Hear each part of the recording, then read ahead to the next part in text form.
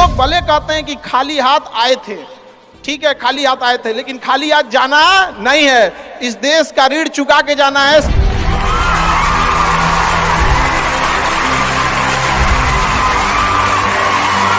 हमेशा याद रखिएगा, अकल बादाम खाने से नहीं ठोकर खाने से आती है। हमने इतिहास से यह सीखा है कि इतिहास से कोई कुछ नहीं सीखता।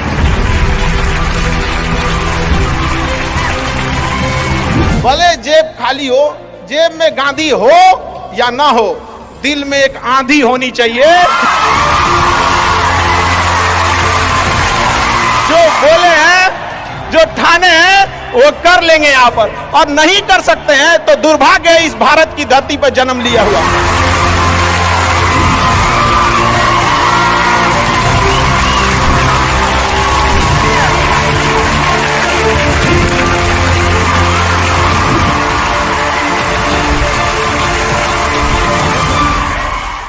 भारत में एंटरप्रेन्योर इतने बड़े संख्या में आ रहे हैं और काफी खुशी हुई इस चीज को देखकर कि भारत चेंजिंग की ओर जा रहा है अब अपने ओर। हमेशा सीखने की प्रवृत्ति रखिएगा। और आज के टाइम पे बाप रे, एक बहुत बड़ी समस्या ना कि दूसरे से प्रति जलन जरतुआही। जरतुआही समझते हैं हम लोग, बिहार का ठेठ भाषा है। पता नहीं आप लोग समझते हैं कि नहीं। मतलब कौन कितना खुश है, मतलब उसका पड़ोसी जितना दुखी है वो उतना खुश है। ये सब चीजों से थोड़ा आज के समय में अपने आप को थोड़ा बचा के रखने की कोशिश कीजिएगा लोग, क्योंकि किसी के जलन वगैरह से नहीं होता। अक्सर देखिएगा ना, चूंकि ये एंटरप्रेन्योर है, बिजनेस का चीज है, तो एक छोटा सा देखिएगा ना, गांव में किसी के पास समोसा का दुकान चल जाता है तो उसके बगल में एक और समोसे खोल देता है। अरे बहुत सारी चीजें हो सकती हैं। आप डिसीजन आप कभी भी किसी और के मर्जी से इन्फ्लुएंस होके लीजिएगा, वो कभी डिसीजन सही नहीं होगा। डिसीजन आपका अपना होना चाहिए, आप क्या कर सकते हैं। और ये जिस दिन आप पहचान गए, उस दिन समझिए आधा काम आप अपने से कर दिए यहाँ पर। और वो सबके अंदर कुछ ना कुछ है, ऐसा नहीं है कि ऊपर वाला आपको खाली हाथ भेजा, सबके अंदर कुछ ना कुछ है।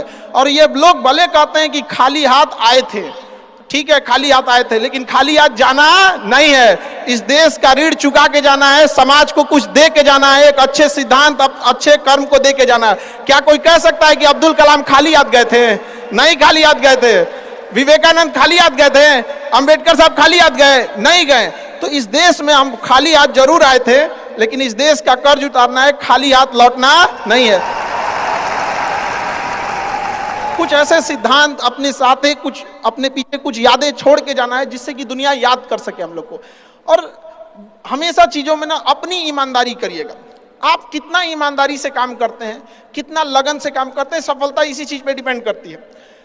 बाकी ऐसे चीजें कि भाई ये करना चाहिए, बस आप कितना समय दिए हैं किसी चीज को, कितनी ईमानदारी से किए हैं, ये मायने रखता है आपको। आप किसी चीज को समय नहीं दीजिएगा, कभी सफल नहीं हो सकते हैं। और एंटरप्रेन्योर और बिजनेस, इस सब की चीज़ों में एक चीज़ बहुत बड़ी डिलेमा होती है ना, कि सोचते बड़ी ज़्यादा हैं लोग, प्लानिंग बहुत करते हैं। 6 महीना से उसका प्लानिंग चल रहा है। अरे भाई 6 महीना में कमवा शुरू किए रहते तो कुछ एक्सपीरियंस हो गया रहता, कुछ ठोकरें लगी होती। शुरू कर दो, चाहे जैसे करना है। यहाँ पर ऐसा थोड़ी हो सकता है कि एकदम फिनिश होकर काम करे। हर चीज, जमीन से कभी पेड़ नहीं निकल सकता, पौधा ही निकलेगा। आज सीखिए, क्योंकि अगर कल कोई शुरू करता है आपके बाद, तो आपके पास उससे एक दिन का एक्स्ट्रा एक्सपीरियंस रहेगा। और हमेशा याद रखिएगा, अकल बादाम खाने से नहीं ठोकर खाने से आती है। जितना ज्यादा आप ठोकर खाएंगे उतने ज्यादा अकल आने वाली है। दुनिया का कोई इंसान जो सफल है कह दे कि हमको ठोकर नहीं लगा है, या कोई कह दे कि हम एक ही बार में यहाँ आए हैं, कभी नहीं आ सकते हैं। यहाँ पर स्टार्टिंग कीजिए, यहाँ पे ज्यादा प्लानिंग व्लानिंग के चक्कर में नहीं। कितना अच्छा आप प्लानिंग करके आइएगा ना कुछ चीजें गड़बड़ होंगी, क्योंकि किताबी नॉलेज, ये मोटिवेशन, ये सब चीजें, ये एक अलग चीज है। धरातल पे उतर के जाइएगा ना तो अलग चीज है। यहाँ पर और कभी बिहार में आके दिखेगा तो एकदम में अलग मिलेगा आपको। तो कितना ठोकर लगा है ये बहुत मायने रखता है, क्योंकि ठोकर नहीं लगेगा ना, जिस पत्थर पे चोट नहीं पड़ती वो कभी मूर्त नहीं बनता है। तो इसलिए जितना आपको चोट लग रहा है तो ये आपके लिए अच्छी बात है, क्योंकि बड़े बड़े लोगों की जिंदगी में मुसीबत आती है, वो मुसीबत ही आती है बड़े जिन लोगों के लिए, क्योंकि फिल्म में जो सबसे टफ रोल होता है ना, वो बढ़िया हीरो के कंधे पे दिया जाता है। तो ये पृथ्वी पे भी ना ऊपर वाले को पता है कि ये बढ़िया हीरो है, इसको थोड़ा सा हम रोल देते हैं बढ़िया। तो बड़ी जिम्मेदारी देने से पहले ऊपर वाला भी ना आपको टेस्ट करता है, टेस्ट करके ही देखेगा कि नहीं करेगा। हम लोग छोटा सा कोई सामान खरीदते हैं तो उसको ठोक बजा के चेक करते हैं कि सह लेगा कि नहीं सह लेगा। एक छोटा सा बर्तन कोई खरीदने जाता है तो पटक के दिखाता है, देखिए मजबूत है। तो ऊपर वाला भी जब आपको बहुत बड़ा जिम्मेदारी देने वाला होता है ना, तो पहले सोचता है कि इसका थोड़ा सा टेस्ट कर ले। बहुत लोग टेस्टे में भाग जाते हैं, ए भगवान हमरा काहे लिए तुम मुसीबत लाया। यार जब ऊपर वाला तुमको खुशी दिया था तो थैंक यू कहना भूल गए थे, और जब मुसीबत दिया चेक करने के लिए तो परेशान हो गए। यहाँ पर इस चीज़ों से घबराना नहीं चाहिए किसी को। जिसके जिसके जीवन में कठिनाई आ रही है, आप समझिए कि आप एक सही रास्ते पे जा रहे हैं, क्योंकि वही रास्ता सफलता का है। और अगर आपके जीवन में कठिनाई नहीं आ रही है, आप गलत रास्ते पे हैं, क्योंकि सफलता का रास्ता बहुत कठिन होता है। और अभी डिजिटल इंडिया है गया, सबके हाथ में मोबाइल हो गया है। एक चीज अगर आप बहुत आगे बढ़ेंगे ना, तो एक प्रॉब्लम फेस करेंगे।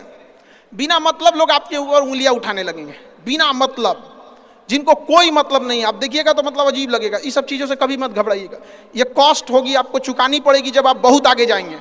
तो आप लोग बहुत आगे जाएंगे तो पहले से माइंड मेकअप करके रखिएगा। कुछ लोग होंगे जो बिना मतलब आपसे सवाल पूछेंगे, इन लोग को कभी इंटरटेन मत कीजिएगा, क्योंकि अब भाषा थोड़ी हार्ड हो जाएगी, लेकिन एक हार्ड हो जाएगा तो हो जाएगा। बस भाषा, भाव को समझिएगा, भाषा का नहीं। कि कुत्तों की रेस में दौड़ने से घाटा यह है कि जीतने के बाद भी कुत्ता ही कहलाएगा आदमी। एक बार एक रेस में ना कुछ कुत्तों को दौड़ाया गया, बीच में शेर बांधा गया कि कौन तेज दौड़ता है। शेर दौड़ा ही नहीं, कहा कि जीत के भी क्या फायदा, जीतने के बाद वो कुत्ता कहलाएगा। समझ में आया? तो जब आप आगे बढ़ेंगे ना, तो ये कॉस्ट है, समझिएगा इस चीज को। पहले ये कम था, क्योंकि पहले लोगों के पास में हाथ मोबाइल वोबाइल कुछ नहीं था, मतलब कानाफूसी में रह जाता था। लेकिन अब ये बहुत बड़े पैमाने पे हो गया। तो ये सब चीजों से बचिएगा, और ये आएगा आपके साथ में लाइफ में। ये चीजें जैसे हम आपको छोटा सा मतलब व्यवहारिक चीज पे बताते हैं। जब बहुत आगे जाएंगे ना, तो कुछ कहेंगे अरे इसका प्रोडक्ट खराब है, इसका ये चीज, मतलब कुछ ना कुछ बोलेंगे। उसको बस ऐसे समझिएगा कि जब आप बढ़ते हैं तो आपके चेहरे पे कभी कभी कुछ दाने निकल जाते हैं, उसको छेड़ा नहीं जाता है। 10 दिन 15 दिन बाद वो खत्म हो जाता है, फिर दिखता तो है तो आपका चेहरा ही दिखता है। और ज्यादा खखोरेंगे ना तो उधर के बर्बाद कर देगा आपको। हम निकला है, छोड़ दीजिएगा उसको। एक समय आएगा जब आप ही जाने जाएंगे। यहाँ लोग किस चीज पे नहीं उंगलियां उठा देते हैं, भगवान को उंगलियां उठा दिए लोग। अग्नि परीक्षा भगवान को देना पड़ा, हम लोग की क्या औकात है जी यहाँ पर। इसलिए भैया इस सब चक्कर में नहीं पड़िएगा। आप जो हैं वो एकदम परफेक्ट है, चाहे जैसे भी। गलतियां सबसे होंगी, जो गलती करिएगा उसको एक्सेप्ट कर लीजिएगा। हाँ हमारे पास ऐसे गलती हो गई, नेक्स्ट टाइम से हम सुधारेंगे, बट कोशिश कीजिएगा गलतियां ना हो। लेकिन सबके जवाब देने की कोशिश मत कीजिएगा। आप इंसान है, कोई डिटर्जेंट नहीं है कि सफाई करते चलते हैं आप। और काबिल इतना बनिए ना कि लोग आपको रोकने के लिए ना साजिश करना पड़े, कोशिश नहीं। उस लेवल पे जाइए। आपको यार ये कैसे आगे निकल गए आप, आएंगी चीजों को हम लोग भी फेस किए हैं, आप लोग भी फेस करना होंगे। यहाँ पे शुरुआत में सबको कॉस्ट चुकानी पड़ती है। और ना लोग कहते हैं कि सबके अंदर कोई यूनिक क्वालिटी होती है, इसको पहचानने का एक तरीका होता है। जब आप मुसीबत में फंसेंगे ना, तो वही काम कीजिएगा जो आपको सबसे अच्छा आता है, सबसे अच्छा आता है। आप मुसीबत में फंसेंगे। हम लोग जब इंटर पास किए थे तो हम लोग के सामने भी फाइनेंशियल क्राइसिस आया था। सबसे पहले वेल्डिंग मारना चालू किया था आदमी की, बिना किसी काम का किसी दुकान पे बैठ के वेल्डिंग मारते रहो। अरे सही भी मारते थे तो 4 को चीज सुना देता था। यार ऐसे नहीं, ऐसे होता है, क्या बात करते हैं। बढ़िया मारते थे और वही सुन लेता था आदमी यहाँ पे। फिर धीरे धीरे किसी को पढ़ाना धीरे धीरे चालू किया आदमी। कुछ दोस्तों ने कहा कि भाई तुम पढ़ाओ, तुम ठीक पढ़ाता है, तो आदमी उधर चला गया। तो आपको भी पता है कि आप किस चीज में अच्छे हैं, तो धीरे धीरे अपने आप के अंदर वो पहचानिए, उसको सुधारने की कोशिश कीजिए और इधर उधर ज्यादा ध्यान नहीं दीजिए। मुसीबत आए तो अपने आप को एक बार थपथपाइएगा कि हाँ आप उस इलीट क्लास में हैं जिसके सामने मुसीबत आई है।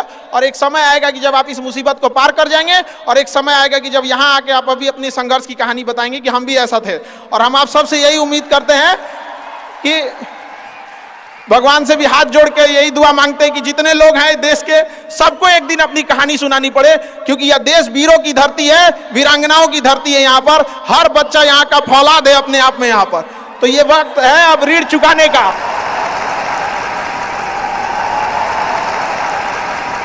अब इस सदी में हमें अपना नहीं, अब इस देश का भी एक ऋण चुकाना होगा कि शायद पिछले जन्म में बहुत सौभाग्य, बहुत अच्छा काम किए होंगे तो हिंदुस्तान में जन्म लिए, वरना अगर जन्म के समय थोड़ा बहुत बॉर्डर क्रॉस करते ना, उधरिया हो जाते ना, अरे बाप रे बाप, अरे क्या दुर्दशा होता जिसका कोई हद नहीं। यहाँ पे थोड़ा सा बस उधर घसक जाते तो। लेकिन ये हम लोग का सौभाग्य। एक चीज हम लोगों ने गलती किया के बाद, हमने महिलाओं के पावर को ना अंडर एस्टिमेट कर दिया। हम लोग 1947 से जो पुरुष समाज है ये सोच रहा है कि देश को आगे ले जाने के लिए, अभी तक सोचिए रहा है। ये हम लोगों से गलतियां हुई हैं। और लड़कियों को हमने जो साथ छोड़ दिया महिलाओं का ना, बस यकीन मानिए जिस दिन भारत देश की महिलाएं पुरुषों के साथ कदम से कदम मिला ली, 10 साल में देश की सूरत बदल जाएगी, दुनिया देखते रह जाएगी। यहाँ पर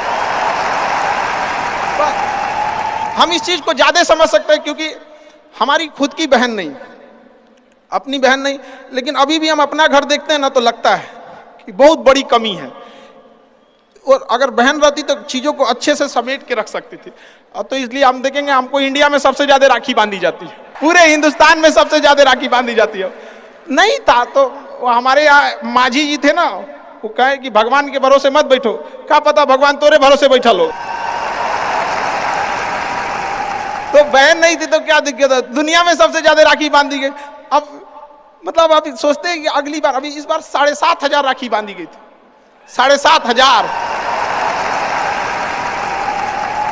हर साल रक्षाबंधन के बाद, पहले ही रक्षाबंधन से पहले हमको एक डॉक्टर अपॉइंट करके रखना पड़ता है कि सर मेरा ना ब्लड रुक जाएगा, इतना राखी बांधी जाती है। तो आप एकदम ना स्टैंड बाई पे रेडी रहिएगा वहां पे। इतना राखी बांधने के बाद एक आदमी आता है मेरा हाथ उठाने वाला, वो हाथ लेके चलता है, हम ऐसे चलते रहते हैं। तो खुश नसीब हैं वो लोग जिनके घर में बहनें हैं, जिनकी बेटियां हैं।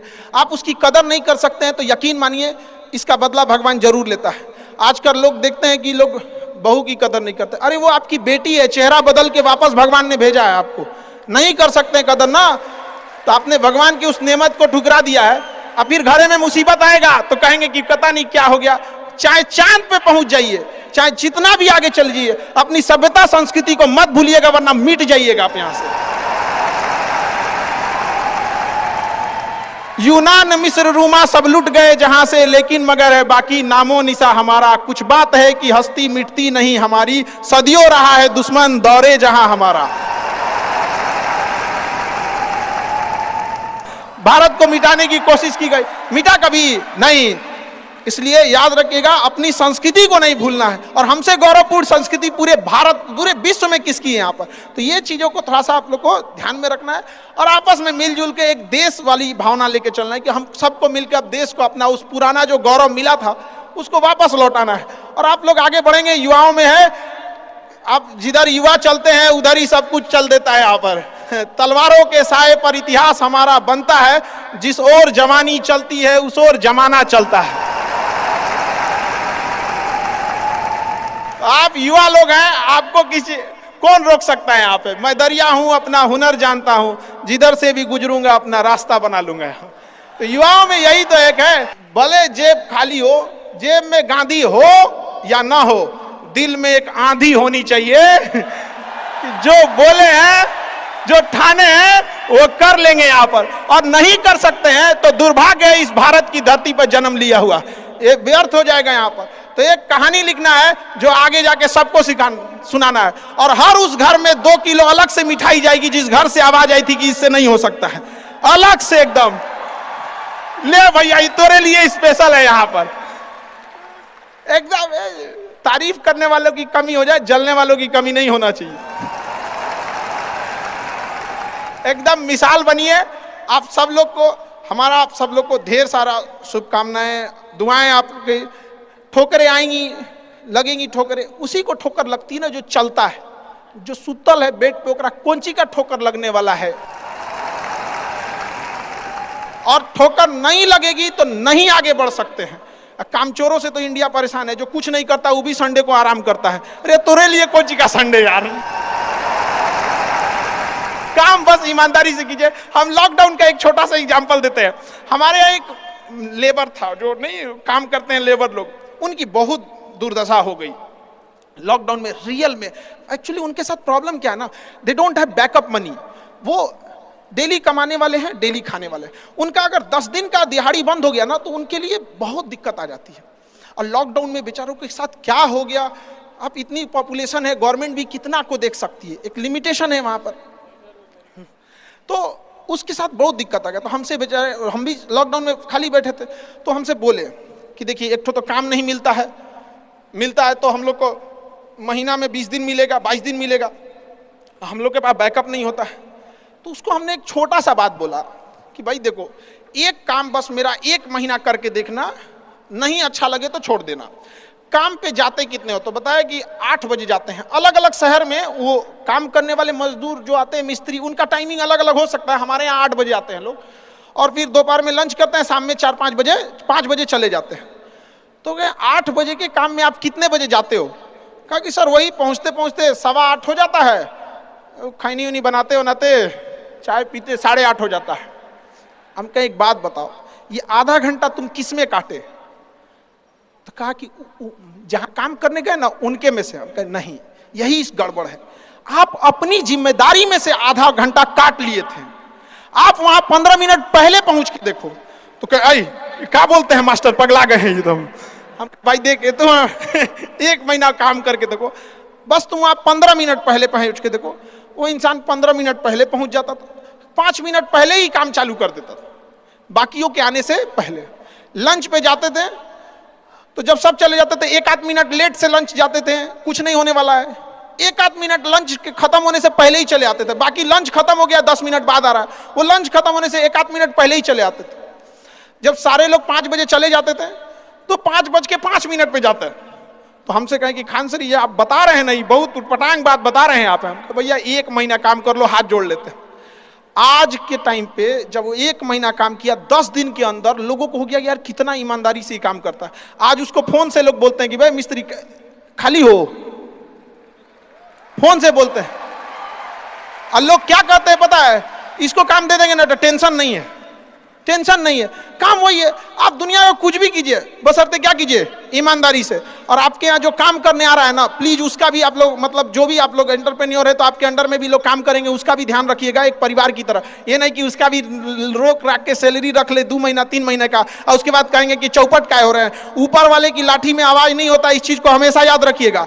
देखिए जैसे बड़ी कंपनी, याद रखिएगा, बड़ी कंपनी कस्टमर तक डायरेक्ट नहीं पहुंचती है, बीच में एक डिस्ट्रीब्यूटर रखती है, डायरेक्ट कस्टमर को सामान नहीं बेचती है। अगर किसी बिस्किट कंपनी को तो सोचिएगा बिस्किट डायरेक्ट नहीं देगी, बीच में क्या रखती है, डिस्ट्रीब्यूटर रखती है। उसी तरह ऊपर वाला भी ना सबको हाथ में डायरेक्ट पैसा नहीं देता है, बीच में एक डिस्ट्रीब्यूटर रखता है। हो सकता है आप एंटरप्रेन्योर वही डिस्ट्रीब्यूटर है, आपके माध्यम से गरीबों का चूल्हा जलता है, आप मत मारिएगा।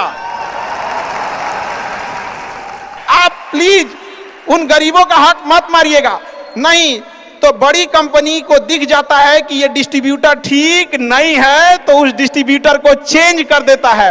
अगर गरीबों का हक मारेंगे